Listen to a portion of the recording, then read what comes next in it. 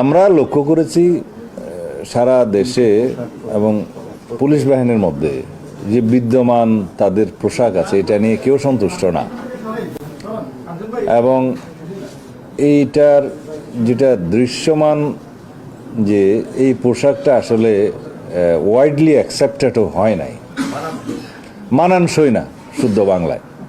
তো সেই জন্য পুলিশ বাহিনীর আবেদনের প্রেক্ষিতে আমরা বিষয়টা বিবেচনা করেছি যে এই ড্রেসটা কীভাবে হয়। তা আমরা একটা ঐতিহ্যবাহী ড্রেস যাতে দেয়া যায় তারও একটা অংশ বিবেচনা করেছি। আমরা আগের যে উপর মানে শার্ট, যেটা কি বলবো,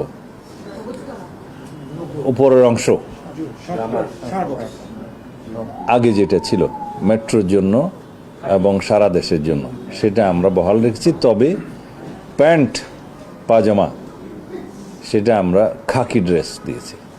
এই হিসাবে তাদের সাথে আলোচনা করে আমরা বিস্তারিত আলাপ আলোচনা করে এটা একটা গ্রহণযোগ্য পোশাক হিসাবে দিয়েছি।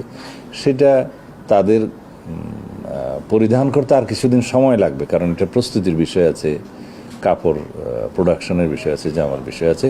এটা এখনও আমরা অফিসিয়ালি ঘোষণা করিনি, তবে আমরা সিদ্ধান্ত দিয়েছি, আজকে ঘোষণা দিলাম।